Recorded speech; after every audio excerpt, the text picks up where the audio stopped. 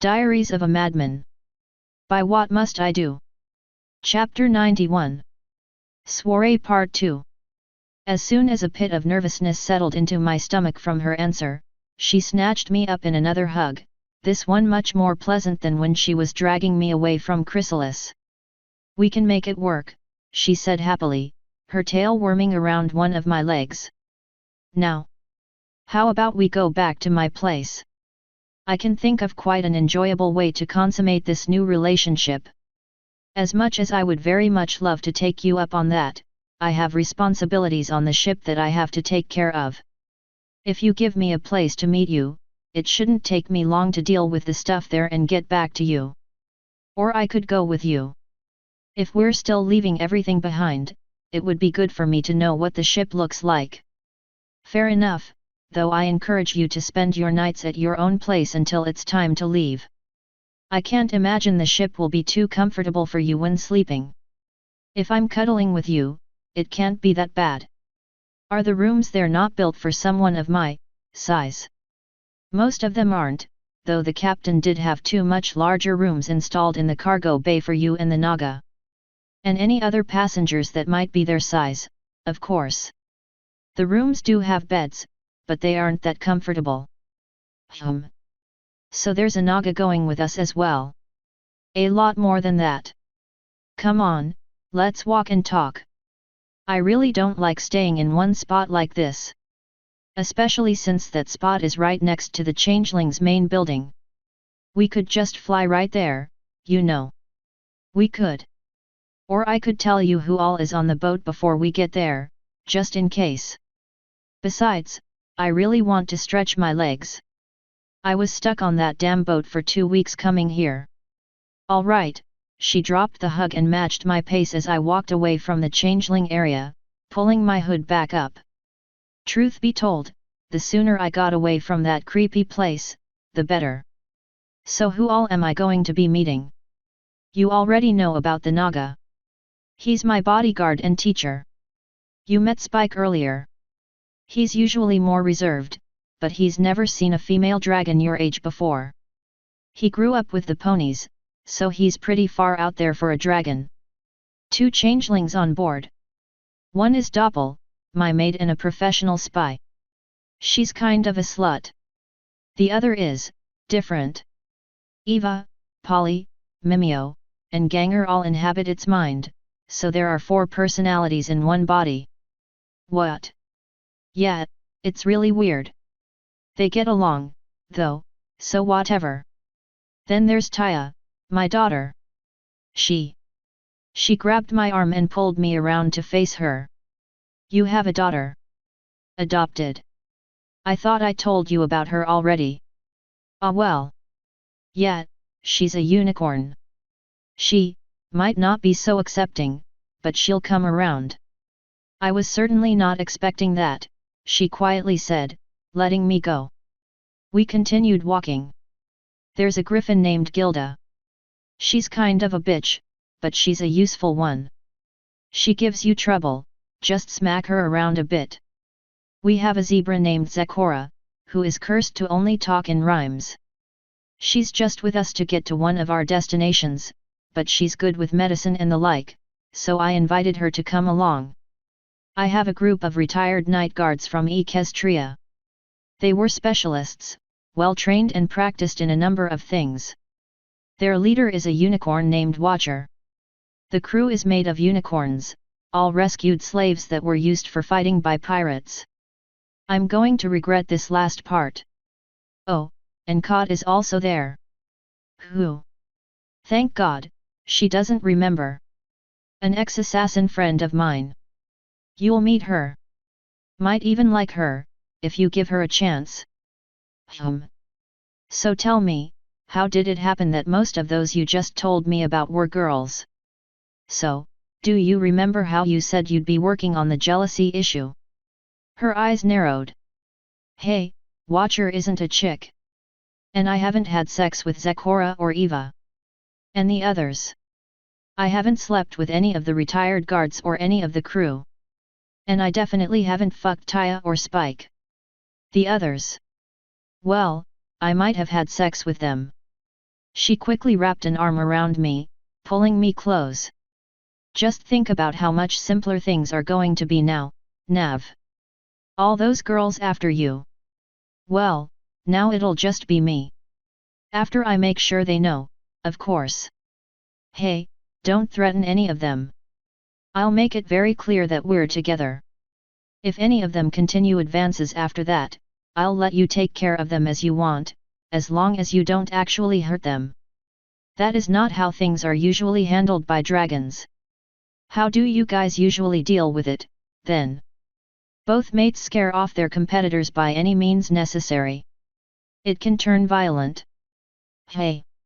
Do I have any competitors that I need to scare off? Not really. There are a few that want me, but I wouldn't give them the time of day even if you weren't here. And none of them are going to know that we're in a relationship. I really don't want to deal with another of those purifiers, after all. So a secret relationship, then. Or at least, secret until we hit open air and leave this place behind. Then I suppose I won't tell everyone we're porking until we leave. Please never call sex that again. You got it, babe. I don't really like pigs that much either, honestly. What does babe mean? Human word for a girl we're dating. I don't think you would appreciate being called a succulent little morsel, she commented, her tail sneaking under my cloak to stroke my wings. That term probably loses endearment when I could actually eat you. As long as you mean it in jest, it wouldn't bother me too much. Though I'd rather not have the size difference pointed out that much. Bad enough you're bigger and stronger than I am. No need to throw it in my face. I'll keep that in mind, she replied.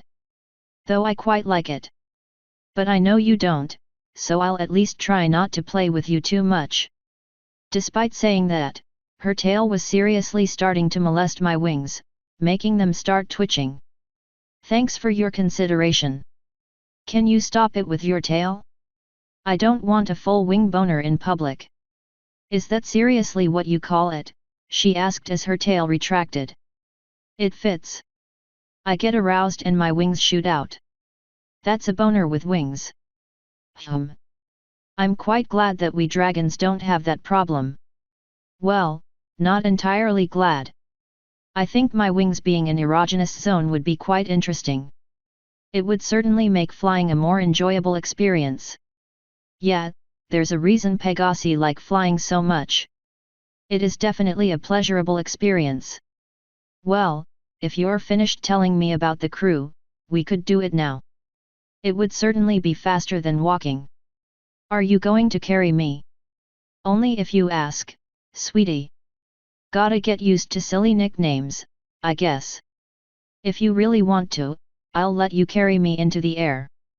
But when we get above the city, let me go. I just really don't want to flash my wings on the streets just yet. But since it's night out, less people will see me if we're already up. She smiled widely, showing off her dangerously sharp teeth, and tore me from the ground, jumping up before I had the chance to even consider changing my mind. I wouldn't have, but I suppose she just really liked carrying me. When we got well above the skyline, I said, "All right, let me go." She hovered in the air, flapping her large wings a few times before positioning me in such a way that catching myself in the air would be easy. When she got me set up, she let me go. I dove several meters before attempting to catch myself. It took me absolutely no time at all to realize that I was still wearing the ring. Thanking God that we were high enough, I yanked the fucker off and pulled off a dive that made it look like the severe loss of altitude was to pick up a lot of speed. "You're going to kill yourself if you keep doing that, Nav," Flo warned. "Then start fucking reminding me that I have the ring on." She probably rolled her eyes at that. Anyway, I certainly didn't want to waste any time in the cool early spring air of fucking Stalingrad. And hell, the promise of a fun night with Kumani also sped my wings. It didn't take us long to get to the docks. We were pretty far away, but cities are so much smaller when you can fly. The two of us landed side by side right in front of the second chance. Ames was slithering across the deck, presumably doing the snaky version of pacing. Taya was sitting forlornly on the deck, staring down. A few crew members were dicking around. No one else was on the deck. As soon as we landed, Ames looked over and nodded at me. I met his nod and started walking onto the deck. When Taya heard a new set of footsteps walking onto the deck, she looked up and immediately smiled. Then her horn lit up and I flew over to her for a hug. "Why didn't you tell me you were leaving, Daddy?" she quietly asked, her head next to mine. "It was something I had to take care of quickly. I only had time to grab some stuff from my room before I had to leave." Spike knew. Because he was walking by my room at the time. "Now can you put me down? I have someone to introduce to you." Her magic pushed me away, but I could see in her eyes that she thought this wasn't over. When I looked behind me, Kumini had already made her way onto the deck and the Naga was watching her with suspicion. "Naga, Taya, this is Kumini. She'll be joining us on our journey." "Greetings, Dragon," the Naga said with another nod. "Really, Daddy? Another one? Do you really not have any male friends?" "Taya, you can't talk. Also, that's rude." "If it makes you feel any better, I said the same thing," Kumini offered with a shrug. "Nav here has just a few too many females in his life." "Well now, that's certainly an opinion," I said, crossing my arms. "But not important. Naga, is Spike here?" "Yes." I tossed a bucket of river water in his face and then dragged him to bed. "Good enough. You didn't leave him face up, did you?" "I didn't bother putting him on the bed. He was face down when I left." "Good. And Doppel?" "She left as soon as I told her what you wanted her to do." "Excellent. Did you see a cat anywhere around here?" "A what?" I'll introduce you when she shows up." "Do you know if the captain is on the ship?" "He is, though I believe he's busy." "What about Watcher, then?" "He followed Doppel." "Fuckin'. Whatever. If you see him before I do, tell him that we might be leaving early unless he can find a good blacksmith quickly. Kumini and I are heading back out, but I should return before morning." "Can I go?" Taya quickly asked. "We're flying. I don't want to be on the streets after dark and I definitely don't want you on them. But I should be back sometime tonight. I can make wings."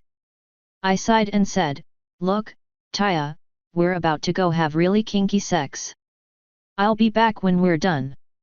It would take a woman or a gay man to name the correct shade of red that her face turned when she heard that.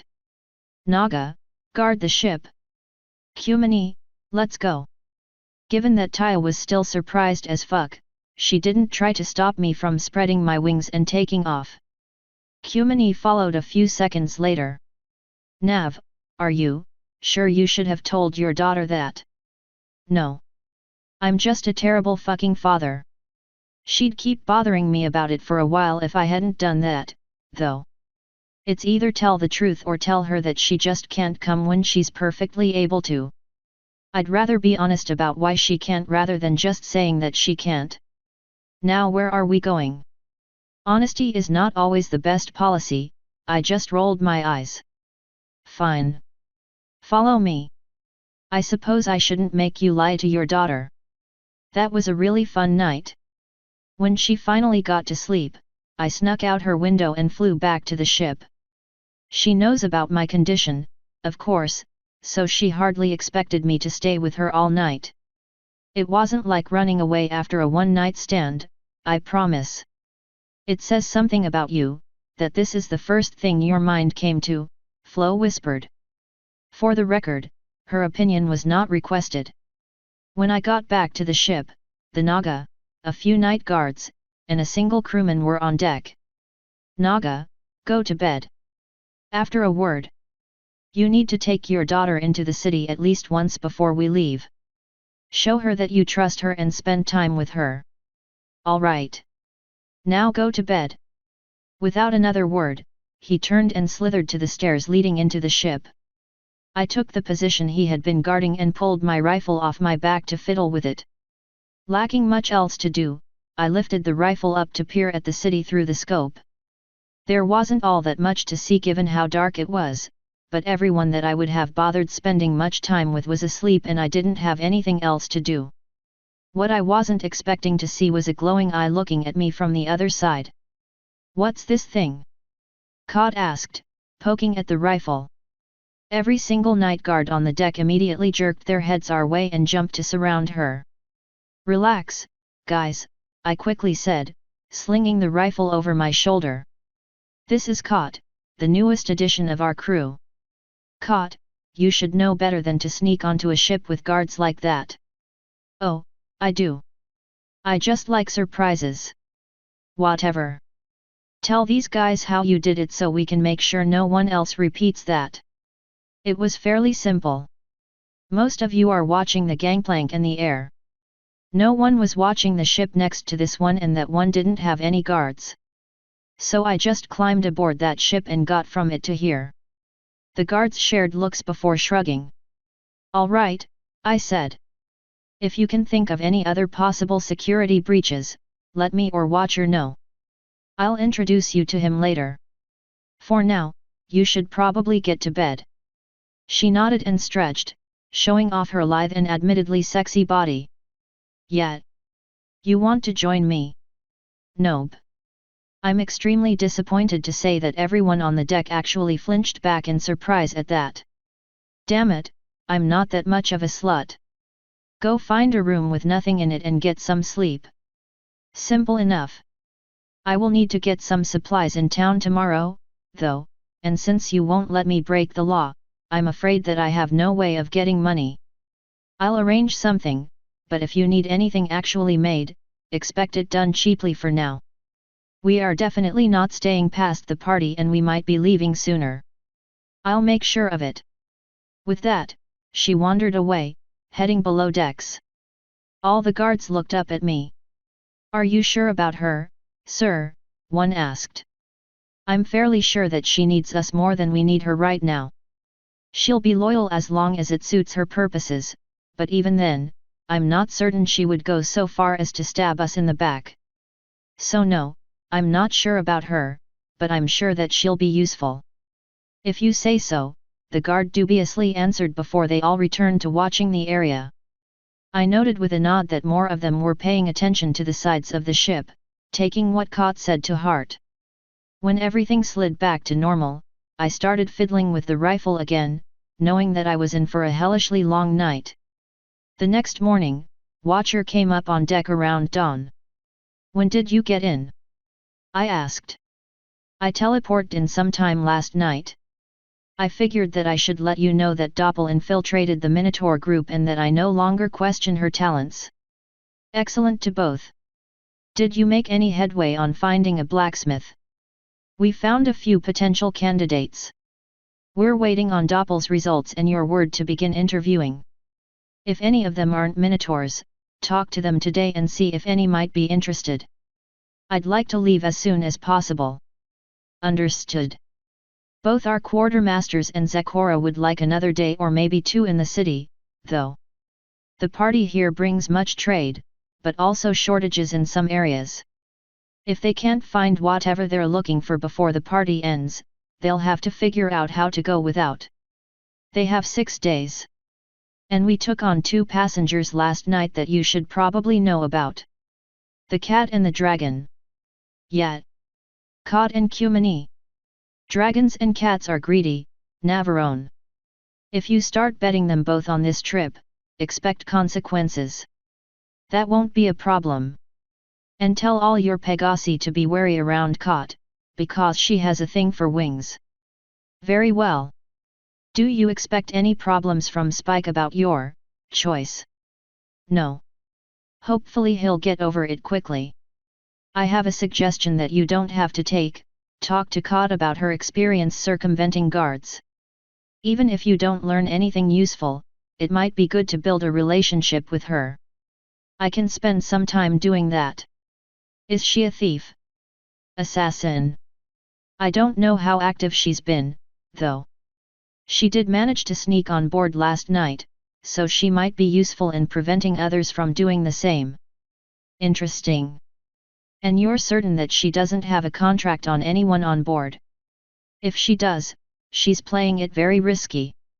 I'm not going to say that she doesn't, but I doubt it. If anyone can trip her up, it'd be you or Doppel. I will make it a point to talk to her often, then. And you're sure that this Cumini is trustworthy? Pretty sure. I trust her more than Kot, at least. Then I'll leave her to you. There are many here that I'm not so sure about, Navarone. Spike was carried here drunk last night. Partially my fault. They weren't supposed to give him that much. Besides, we're at a party. It only makes sense to unwind at least a little. Hey, what about you? When was the last time you got laid? Last night, not that it's any of your business. Oh wow.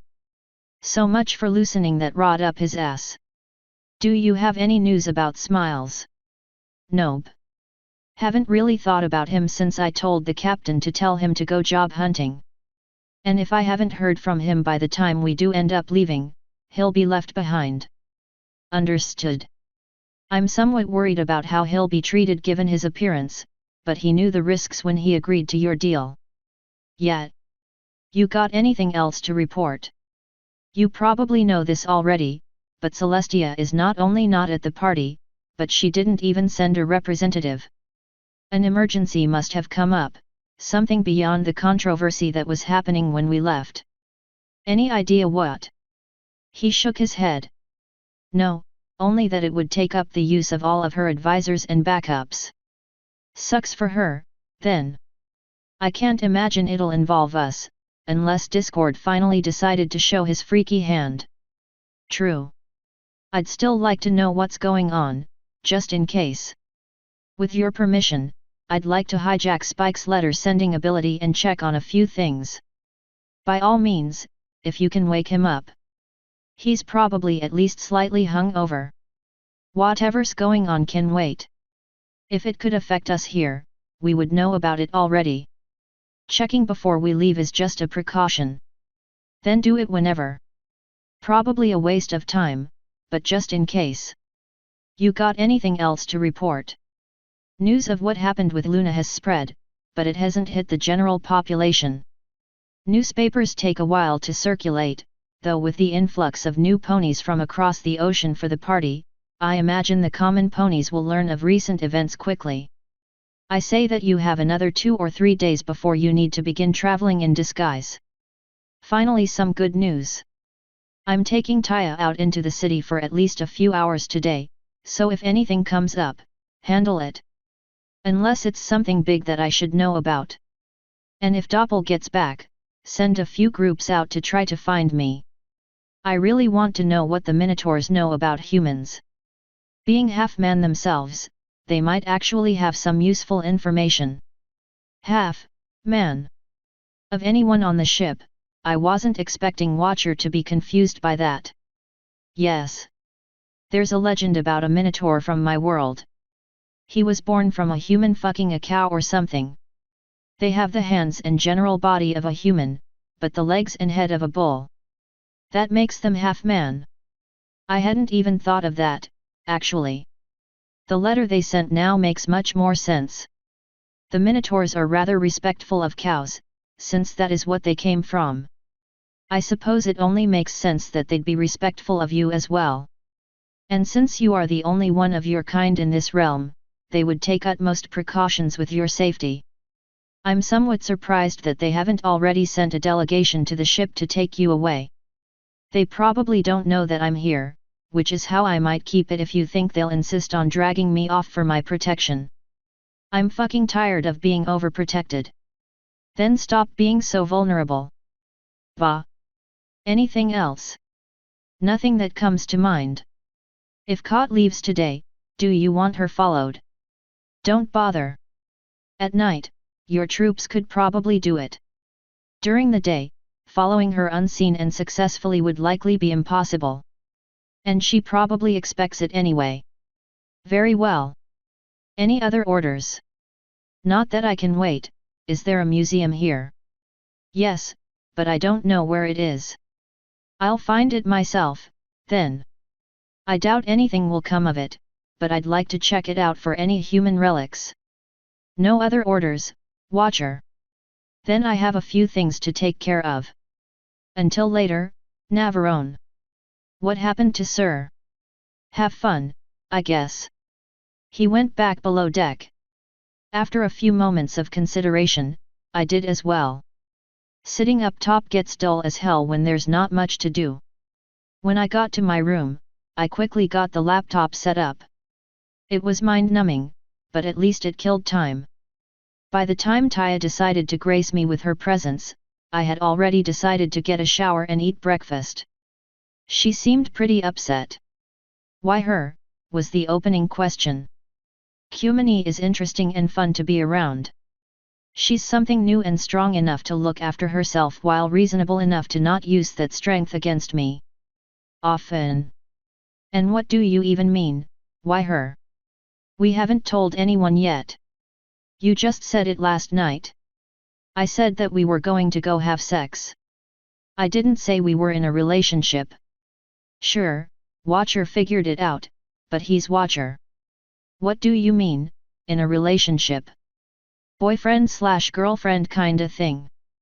We decided to give it a try. But what about Fluttershy? She's in Equestria. And I told you that I would ask her on a few conditions. Namely, that the trip was over and that I didn't find anyone else. I happened to find someone else. Maybe it'll last, maybe it won't. She was silent for a few moments before slowly saying, I'm never going to call that dragon my mom. You can't imagine how surprised I would be if you did. I mean, damn, that would be weird if you did. Just don't be a bitch to her and I'll be happy. Give friendship with her a chance. And remember that while I do want you to be happy, I'm dating her for me, not you. I'll value your opinion, but ultimately go with what makes me happy. I'm tired of being selfless and giving in relationships. Sure, I'm supposed to be a father and all that, but I really wanted a relationship that would actually make me happy. Okay. That was very neutral. Uncomfortably so. You want to go into the city?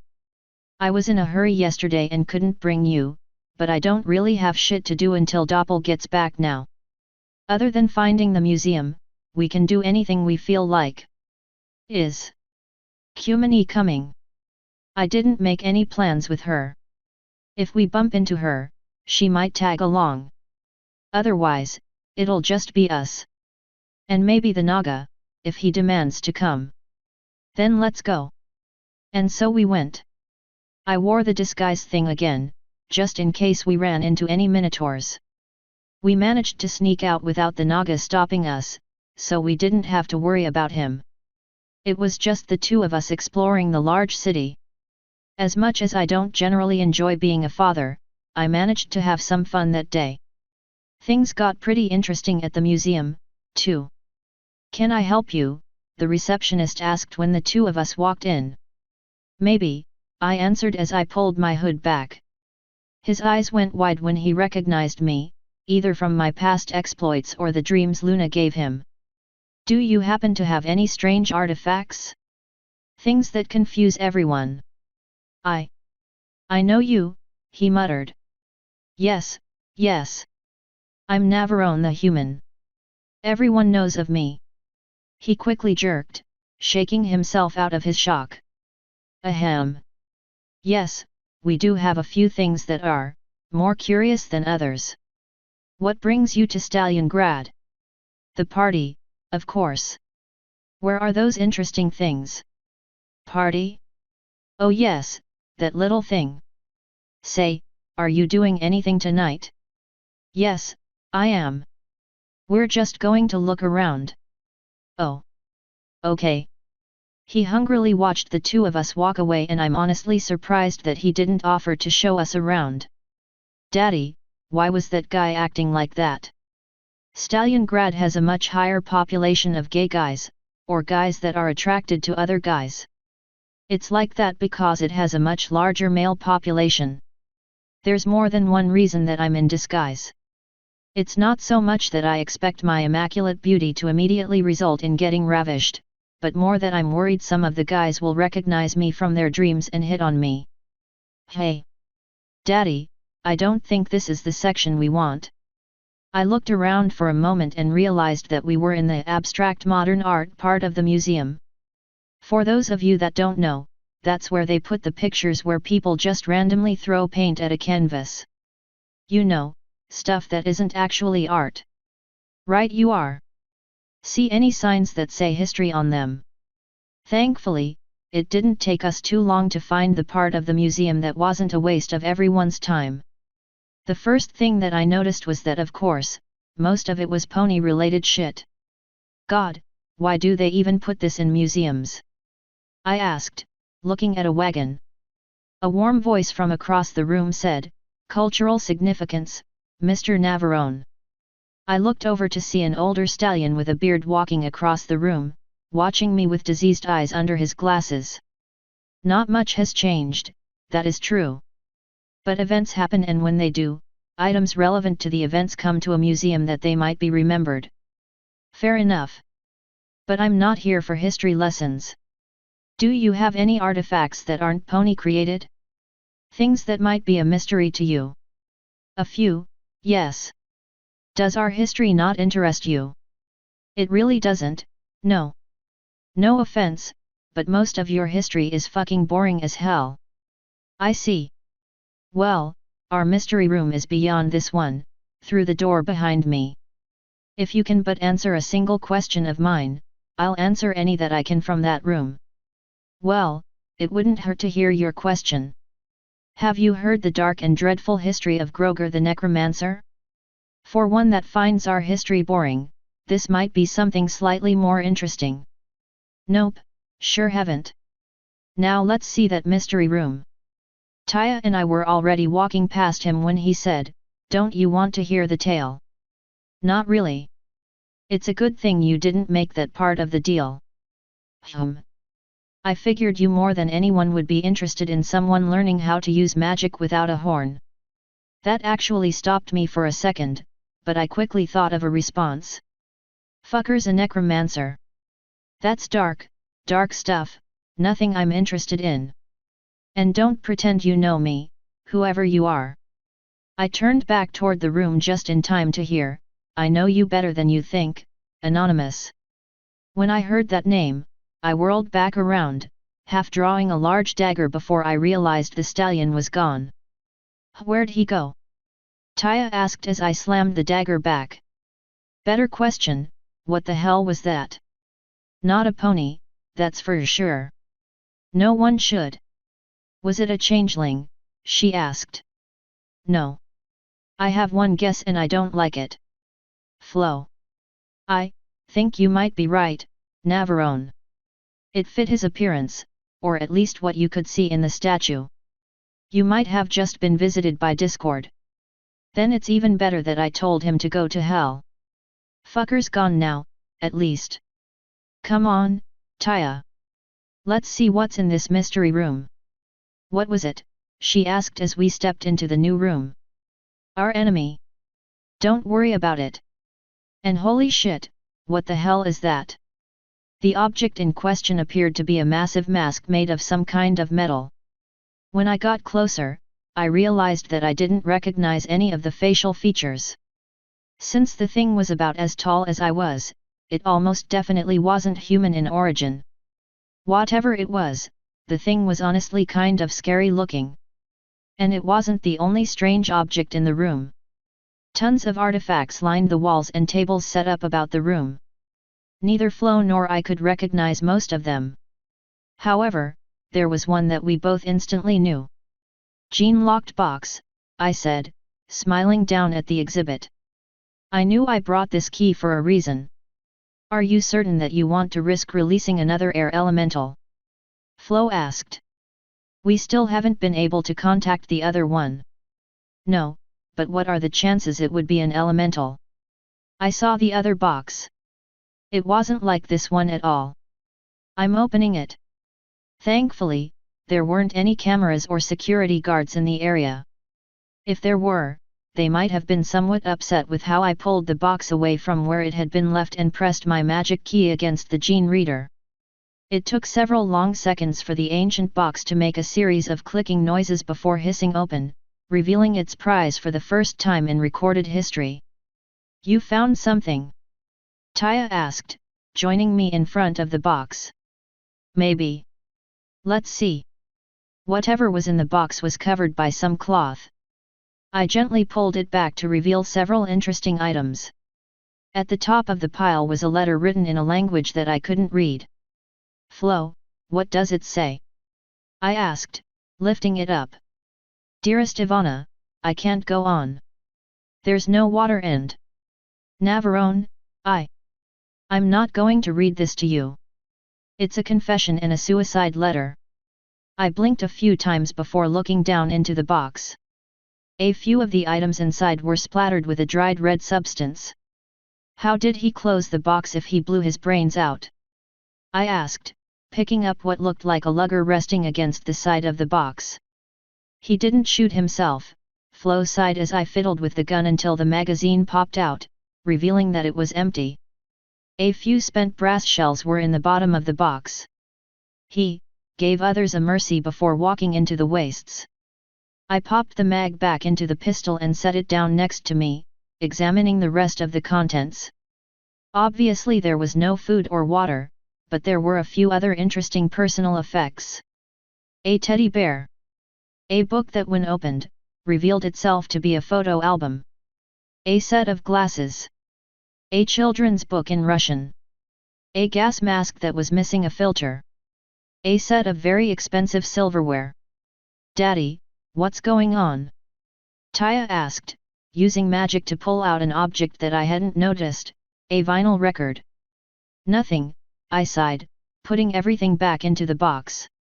I sat there staring at the contents for a moment before shrugging and pulling the box of silverware out. The dead don't need spoons, after all. Nothing else in the box was anything I wanted to own. With a final sigh, I closed it and leaned back. "What's wrong?" It was then I realized that I didn't put the record back in the box. I just shrugged and slid the thing back where it belonged. "It's depressing, Taya. These people are long dead. And they died in such a way that it's awful. Why didn't you take anything else? The pistol is useless with no ammo. The photo album is depressing. I can't read Russian, so the book is useless. The gas mask has no filter. I don't need glasses and I don't want a teddy bear, especially not one stained with the blood of its previous owner. I only took what I did because fuck pony silverware and I didn't realize you still had the record. Now let's go before a guard catches us with this stuff." So much for the good day I was having. Every time I manage to forget what happened to my people, something slaps it back in my face. And this time, the fucker that did it was right in front of me. I was thinking up a special little hell for that discordant bastard. A hell that I was quite eager to deliver. All I needed to do was figure out how. The next day is when shit got real. The day before, I hadn't gotten any letters. Or if I had, Watcher took care of them. But the next day, a Pegasus came by with a few letters for me. Since the party was already going and important messages that I actually cared about were possible, I made it a point to open the ones from people I actually cared about first. Since Celestia didn't have any representatives at the party, Bloodbeak was apparently charged with making appearances at all the big functions. I don't know why he was chosen over Chrysalis, but I also didn't fucking care.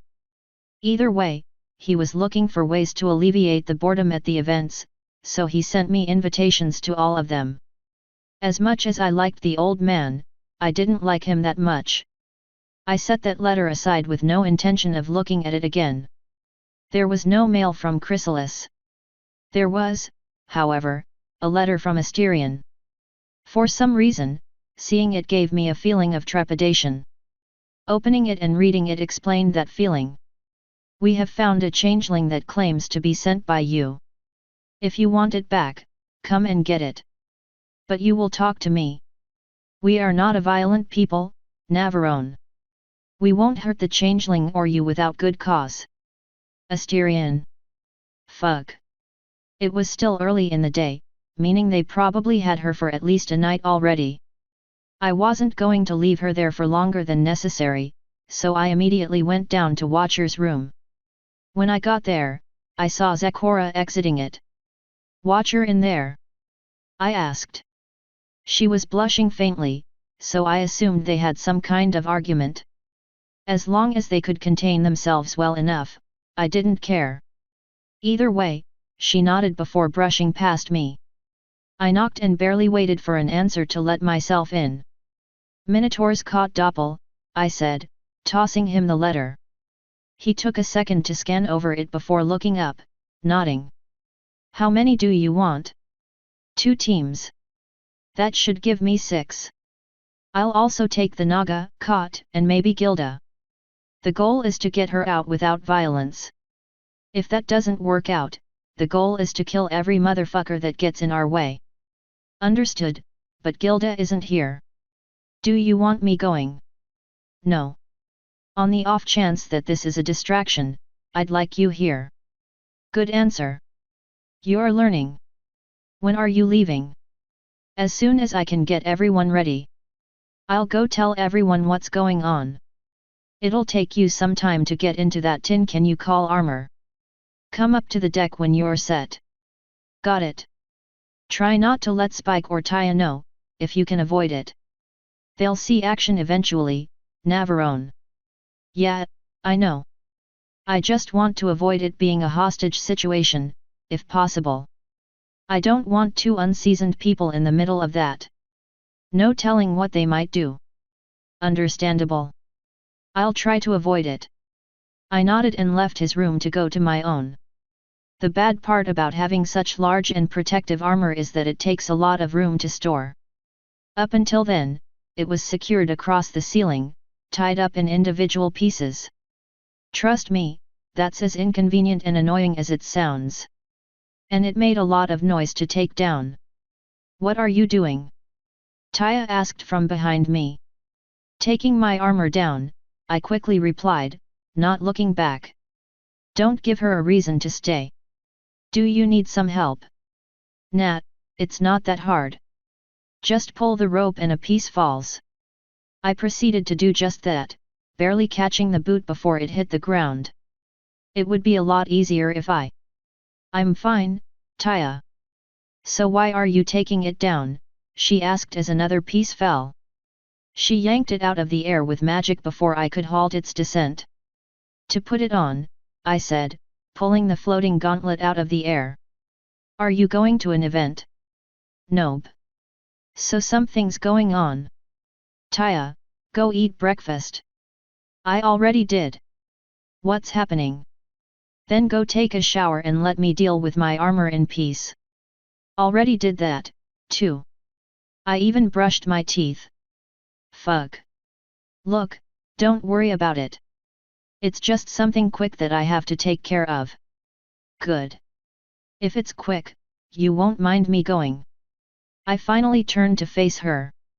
A few conditions. Stay out of the way, don't talk, and don't get involved. The only reason you should even use magic is if you need to teleport to get away. Consider this a learning experience for you. Understand? She beamed and nodded, not saying anything. Good. Go wait on the deck.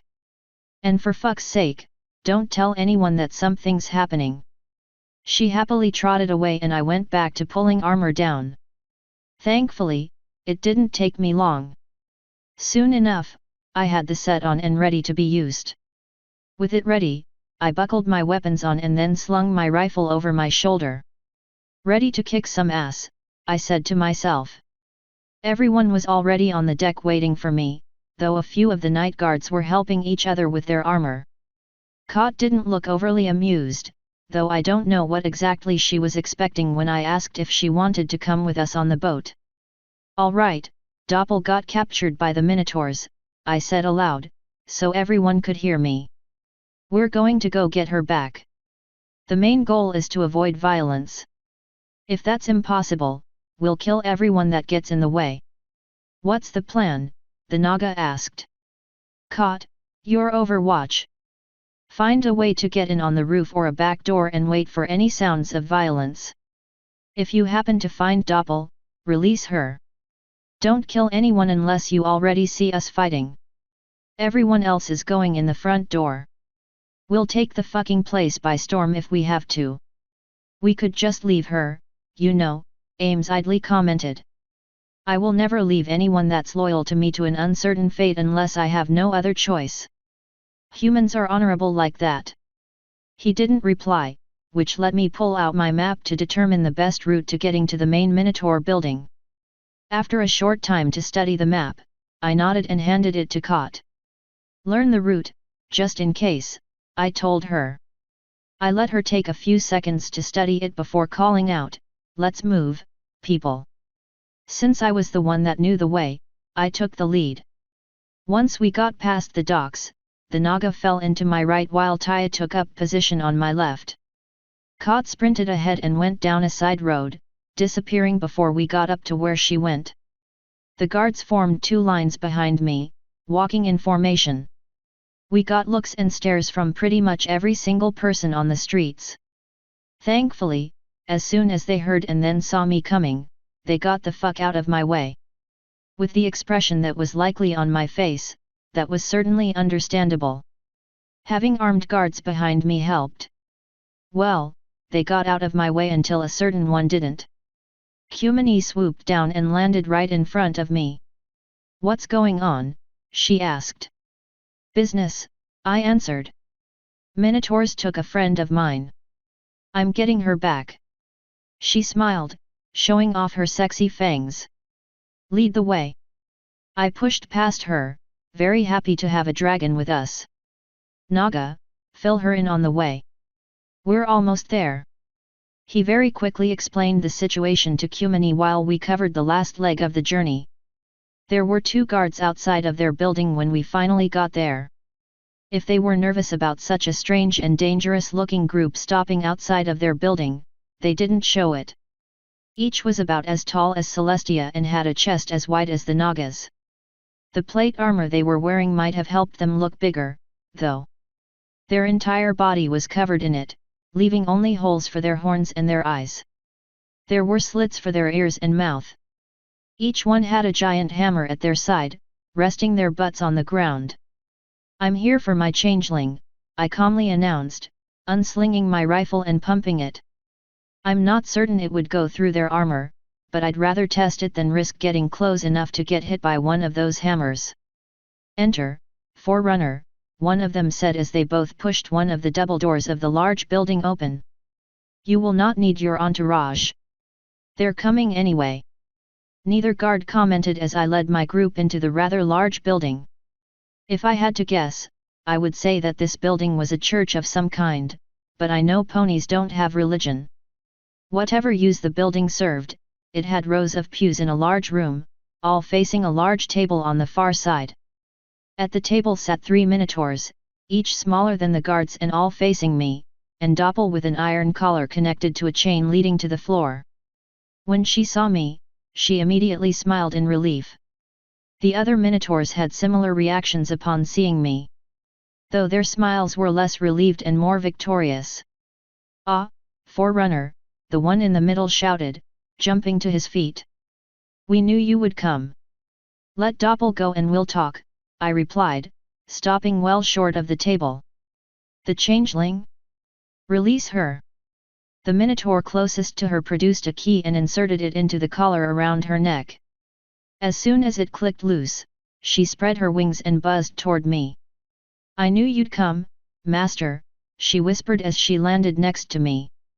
You have your changeling, the middle guy said. Now let us talk. We are all rather curious, Forerunner.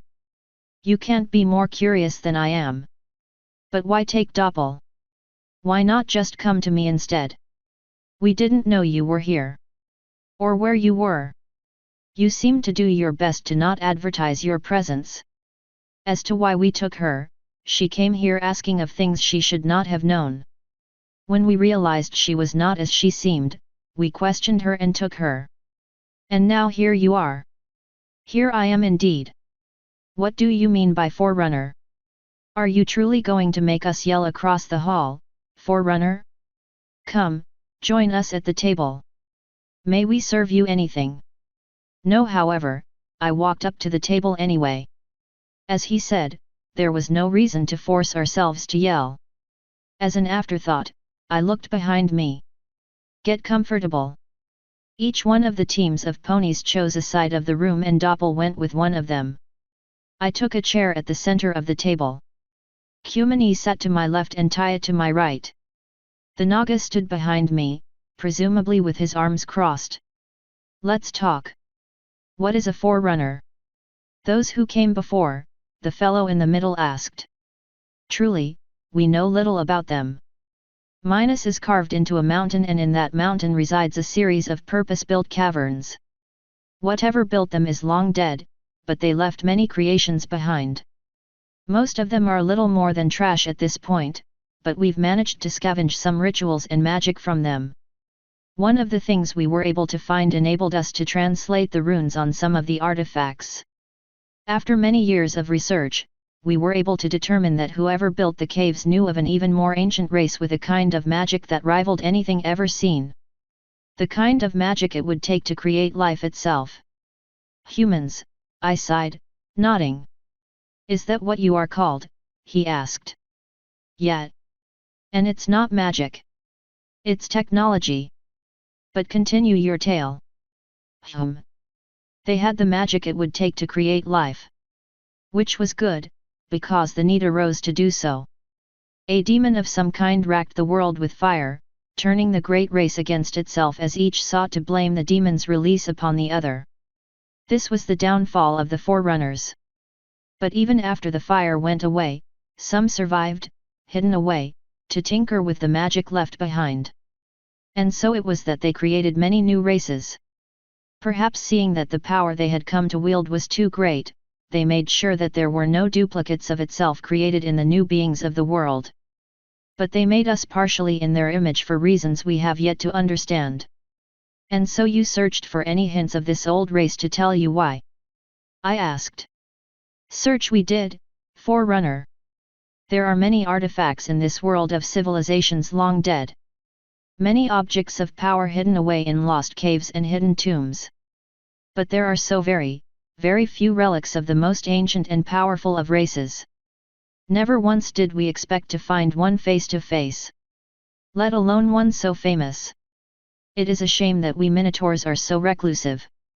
We would have found you and given you the life you deserve much sooner. Yeah, that part of your letter was really ominous. What exactly does that mean? You are the living proof that our search is justified.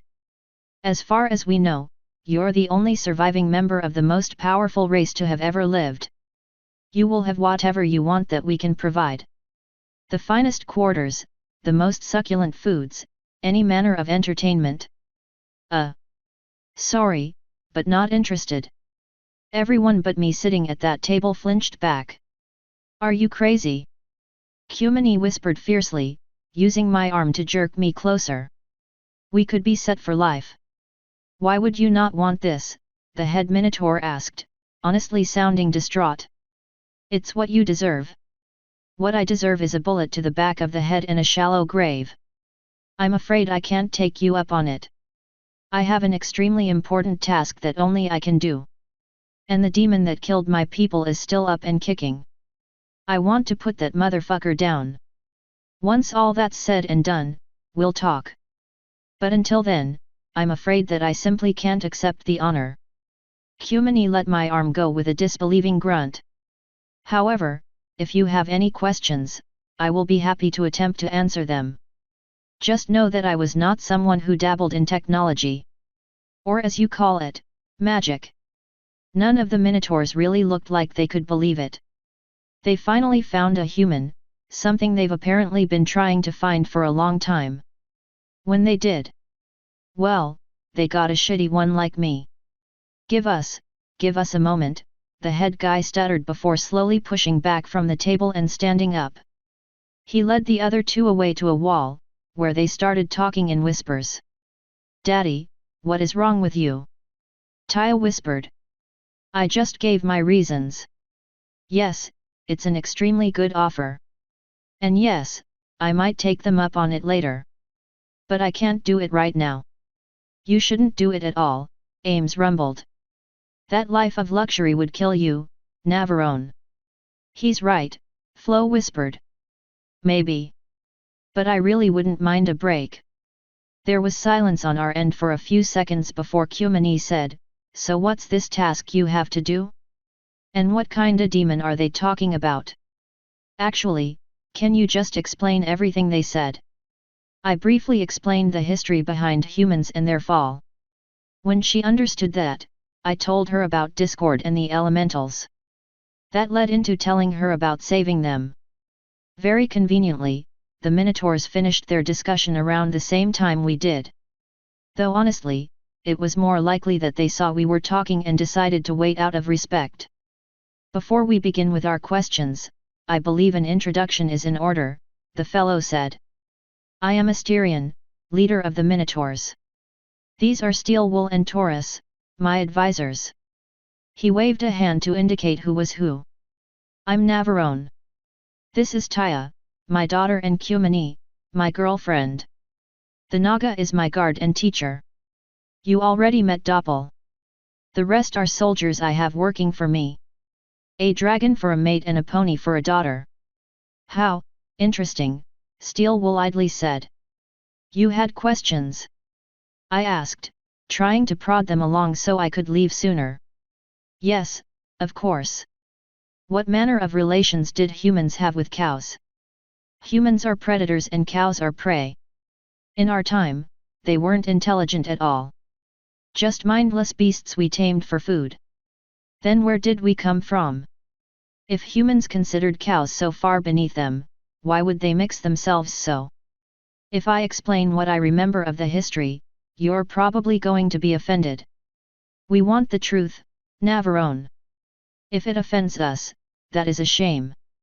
Almost every living or sentient species on the planet today was a myth in my world. Made up by other humans. Unicorns, for example, were believed to be the essence of purity and would only appear for virgins. There are tales of unicorns falling in love with humans or huntsmen using virgins as bait to ensnare the precious animals. Dragons were seen as ferocious and incredibly greedy, but intelligent. They would often destroy villages and steal gold. Many legends revolve around dragons kidnapping princesses and getting slain by knights who then marry the princess. Even Naga and changelings have some legends, but I can't recall them off the top of my head. But what of us? What of minotaurs? The legend basically says that a human fucks a cow and a minotaur is born. This was seen as an abomination of nature. The resulting child was a minotaur that was a mindless beast with the cunning of man but the lack of morality and intelligence of an animal. Somewhere along the line, it picked up a taste for human flesh and would kill and eat anyone that got near it.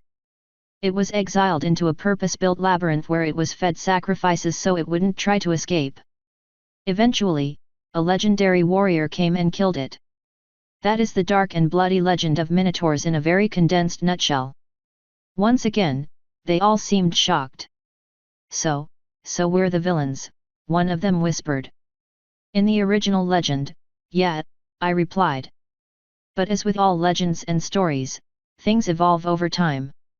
Most of the legends about mythological creatures originally have them as villains. But those legends were created hundreds or even thousands of years before humanity had enough technology to create life. By the time we did, there were new versions of the story with the old creatures of legend as good guys. Sometimes. But why would you create something that you believed was evil? A villain? Asterion asked. Because nothing is inherently evil. Morality can be taught. And given the state of the world, I'd say none of the races out there are naturally bad. This place was looking pretty damn good before I got here. Which is another of our questions. From where did you come, Navarone? The past, of course. I was ripped through time and space away from my old life and even my old body.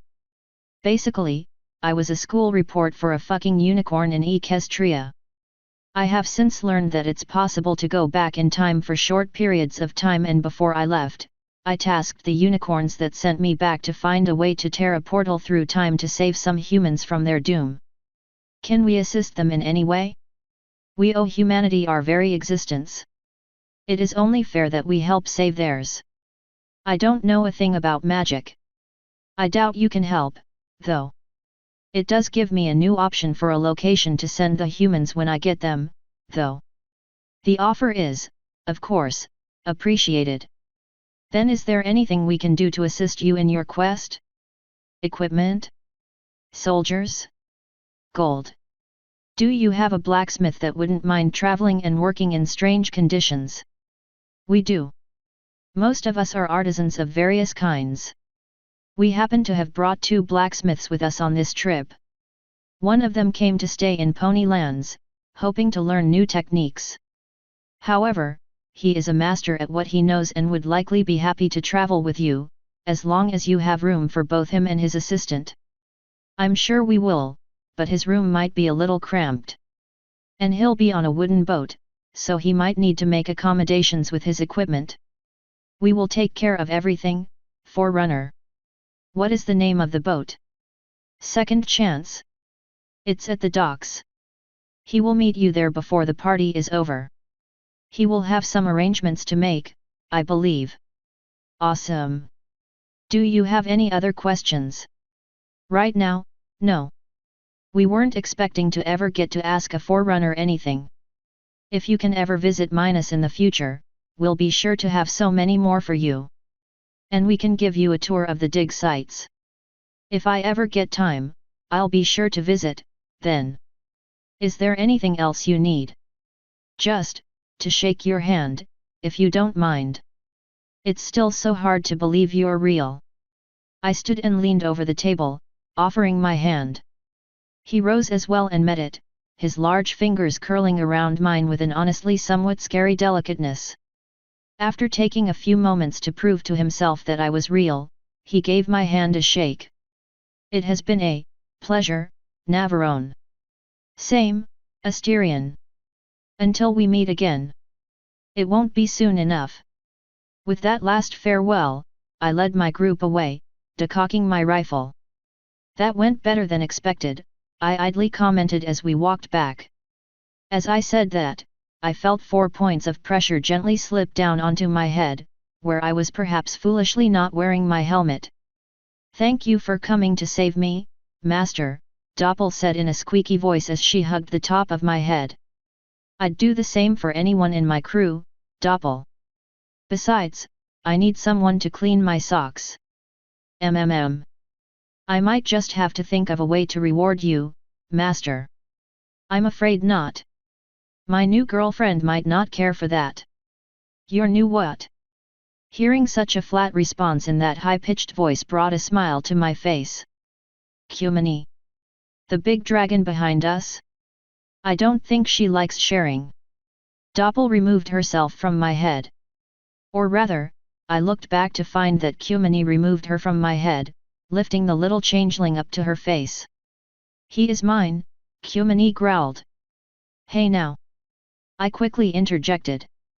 Cumini, what did you say about working on that? I didn't threaten her, she was quick to answer, her eyes flicking to me for a moment before settling back on the somewhat afraid changeling. I am just letting her know how things are. Are we clear? Doppel gulped and nodded hastily. Cumini contemptuously tossed her aside, thankfully lightly enough that she could catch herself within a few feet. Cumini, I would really appreciate it if you didn't throw my employees around. I'll keep that in mind, dear, she sweetly answered. What have I gotten myself into? When we got back to the docks, I had to ask myself that again. I also had to ask, where the fuck is the ship? All of the crew except for the captain were on the docks and the ship was nowhere to be seen.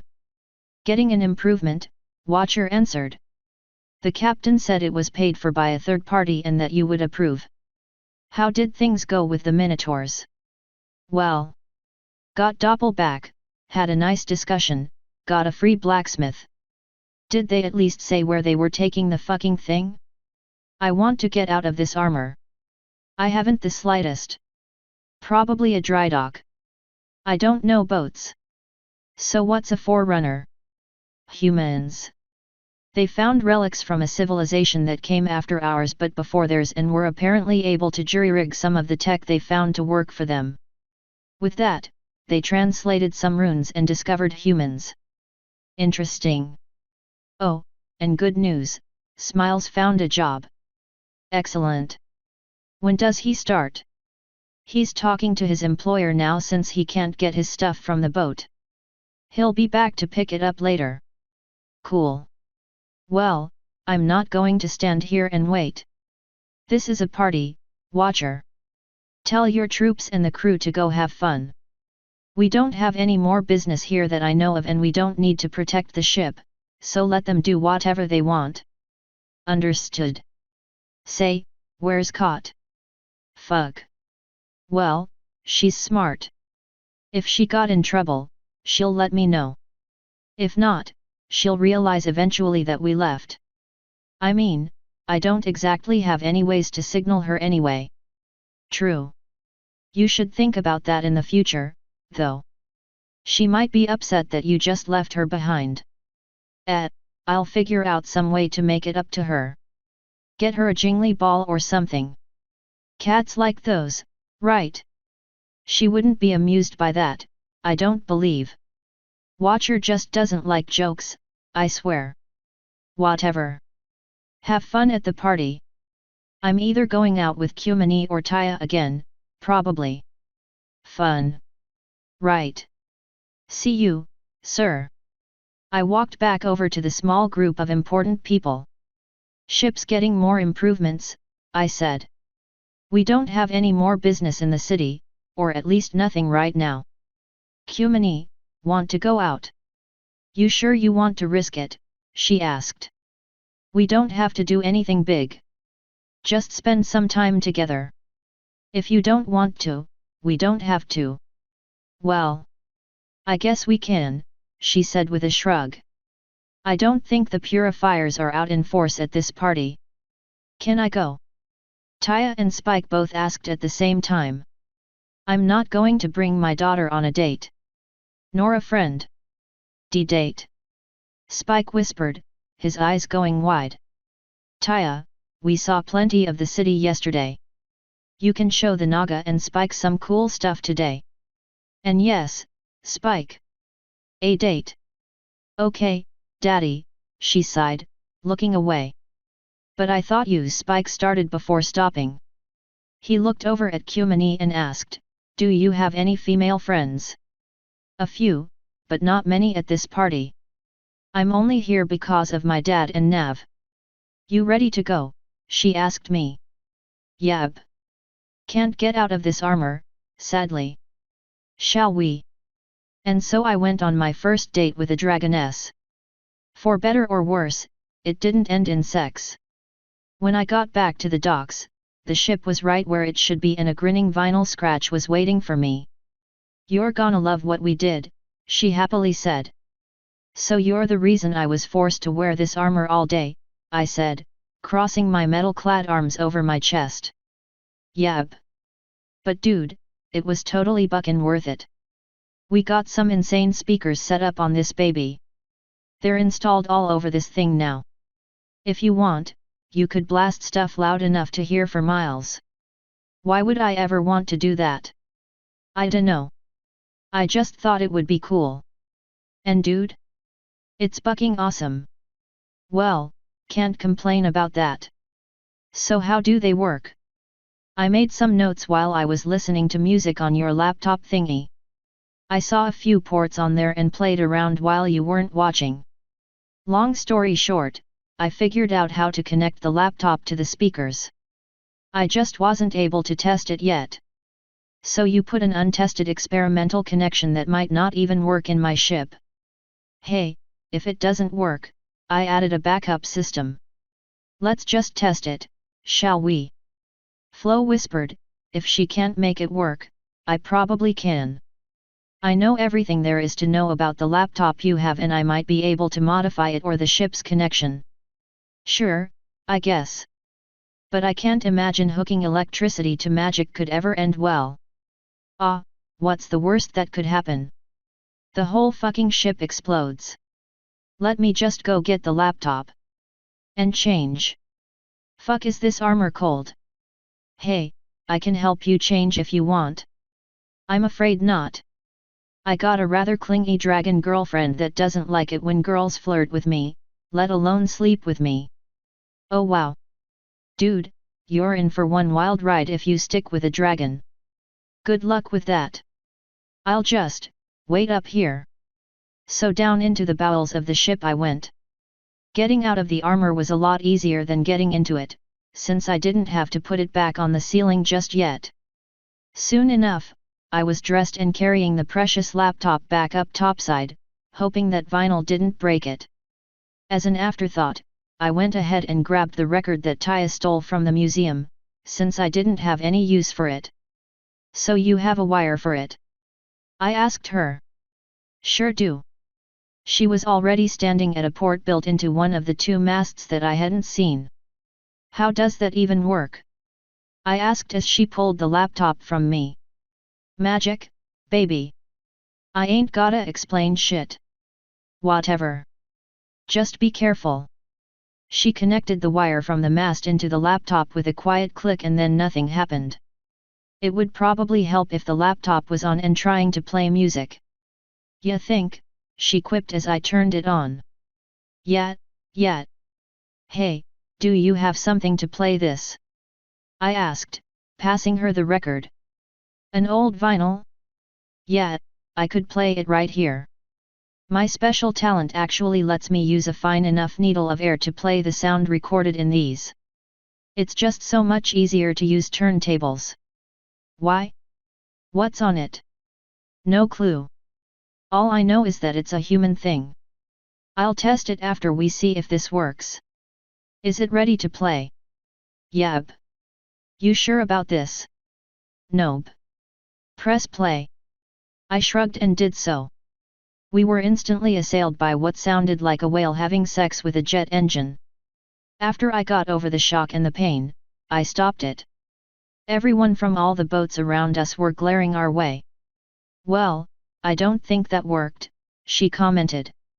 Nah, it worked just fine, I replied. That was just Celine Dion and it was up way too loud. Let me find something that isn't shit. As she face-hooved, I selected something that isn't used for psychological warfare beyond the bridge, if anyone cares, and got it running instead. It sounded perfect, surprisingly. Man, what the fuck? That doesn't even make sense. You wanna know the best part? She asked. And without waiting for an answer, though I would have said yes anyway, she said, it's automatically translated. Though I can't promise that the translations will always make sense. The spell you use on ponies is different from the ones you use on objects. Well, that's really cool. Now how do I control the ship's volume and which speakers are playing? The main control panel is around here somewhere. The captain knows where. I just know how to make it work. So, do you like it? Yeah. It's really weird and unexpected, but it's cool. Least I can do, Nav. Well, unless you want to go to some of the parties I have planned. I'd love to, but I don't think Cumini would approve. To be fair, I'd be pretty pissed if she went to an orgy too. Or at least, without inviting me. Shit, sex is just sex, to me. But I recognize that some people put an emotional importance on it, so I would never cheat on her. That's a real shame, Nav. You'd really love some of them, at least if you were using your stones. But oh well. Yeah. If you have any actual parties that aren't just orgies, I could probably drag her to one. Be nice to go on another date or two before we leave. Be good to get in her good graces, too. Traveling ain't that fun when you have a bunch of ponies going with you. Yeah. And it's going to be a long trip. I'm actually really glad you did this, since it'll give us something to do on the way. No problem, Nav. Hey, you want to find out what's on this record now? Sure. The sleeve doesn't have any words on it, so there aren't any hints there. I turned the music on the laptop off and closed it as she used magic to expose the record to the open air in the first time in a long time. So how old is this thing? She asked as it began to slowly spin, points of light focusing on the outer edge. Christ, hundreds of thousands of years. I don't know how old, but it's ancient. Wow. Surprised something so fragile is still alive. Those lockboxes were made to fucking last. Airtight, radiation-proof, almost indestructible. The thing almost didn't want to even open. Well, let's see what it was hiding. The record began spinning slightly faster as one of the motes of light solidified, using the nuances of the record to play the oldest music in existence. Swahuznarushamij Respublik Svobodnik. That's the national anthem of the Soviet Union, I said in awe. I can't believe they would have actually stored something like that. Pretty fucking awesome. Sounds like something the princess played once. But that language sounds pretty weird compared to the one you showed us. It is. Called Russian. Very different. Well, you can keep that record. I don't have any way of playing it here. Maybe you can do something with it. Give it to Octavia or something, I don't care. She likes history. I might just do that. Thanks, I guess. She let the music stop as she gently pushed the relic back into its sleeve. Hey, I gotta go, Nav. I'll send a schedule of the stuff I got going on. Maybe you and your dragon can get to one of the parties. And if not, well, that's a shame. I'll see you when I see you, either way. Same, Vinyl. It's been fun. Sure has. As she walked off the ship, I got one final look at that wonderful ass before I was interrupted by the sight of a bat pony walking onto the ship. Sunshine Smiles was not at all living up to his name at that point. Poor guy looked rather remorseful, actually. I got a job, sir, he very unhappily said. Glad to hear that, Smiles. I did my best to make that sound sincere and not dickish. I think Stalingrad will be a good city for you. Plenty of guys here for you to prey on. Yeah, but I don't really want to go, sir. You know the deal, Smiles. You found a job and that means you stay with it. You agreed to that and I'm holding you to it. It'll work out for the best for you, I promise. I don't want to leave you guys. That sure is a shame. I'm sorry, Smiles, but I'm not going to go back on the deal. You'll be happy with a nice job to keep you occupied. Something away from the guard. When do you start? Within the week. I need to get my stuff and go see him. Then don't let me keep you. And Smiles, don't get fired on purpose. I'd be really disappointed if you did that. I know, sir. Before I go, can I have a hug? As long as you don't make it creepy. As soon as the words left my mouth, he reared up and snatched me into a tight hug. I'm gonna miss you, sir, he whispered. I awkwardly patted his back and said, I'll miss working with you, too. It's been interesting. The hug continued several seconds longer. Then several more seconds. Then. Smiles, stop rubbing my ass. Do I have to? You're making it creepy. Yes sir, he glumly replied, dropping the hug and sighing. There. Now go get your stuff and get to work. Well, after saying whatever other goodbyes you have. He slowly nodded before slinking away. For better or worse, Smiles had a new job. Finally. That event marked the middle of the party. I couldn't help but wonder what else would happen before our blacksmith came to the boat. All I knew is that I was really looking forward to leaving soon.